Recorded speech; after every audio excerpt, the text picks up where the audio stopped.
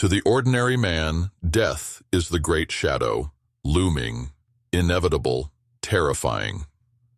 He avoids its thought in the daytime, prays against it at night, and clings to life not because he loves it, but because he fears what follows.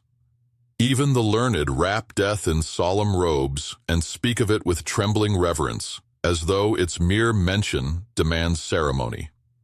Diogenes treated it otherwise. With the same bluntness he used against power and false wisdom, he stared death in the face and yawned.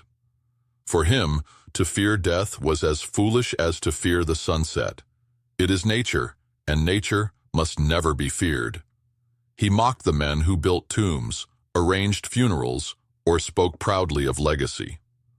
"What concern is it to the dead?" he asked. "What happens to their body?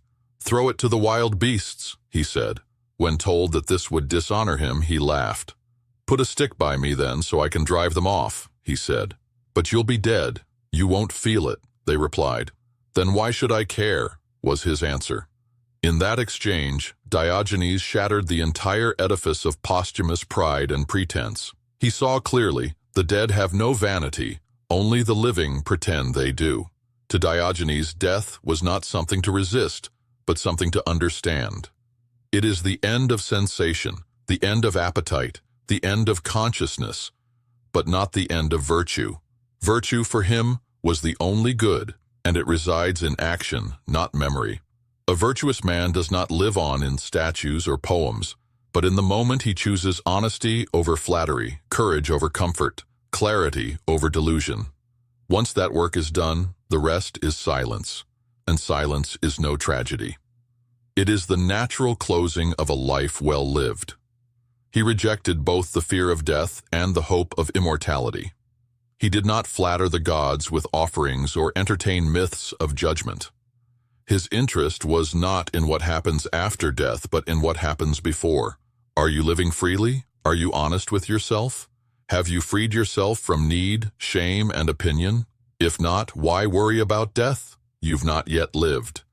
And if you have lived as you should, death loses all teeth. It is not a loss, but a release. Not a punishment, but a pause. Diogenes often joked about his own death, as if mocking it could expose its emptiness. He said he wished to be thrown outside the city walls to be picked apart by animals, or left by the roadside like any discarded object. This was not nihilism, it was liberation. He had stripped himself of attachment so completely that even his corpse, the last possession most cling to, held no meaning for him. He would not be embalmed, honored, or mourned.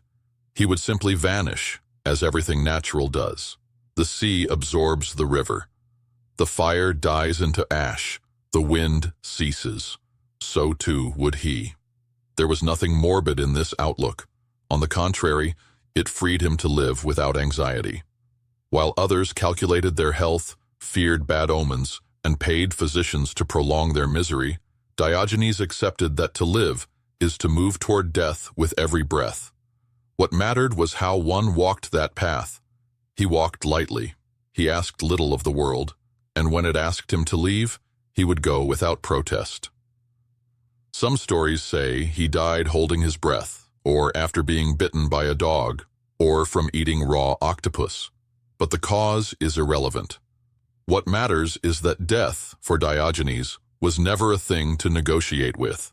It was accepted, expected, and even welcomed. The free man does not cling. He knows that clinging is the root of all slavery, not just to objects and opinions, but to life itself. The one who cannot let go is never truly free. Diogenes offers no comfort for those who demand life at all costs. He offers no promises of heavens or reincarnations.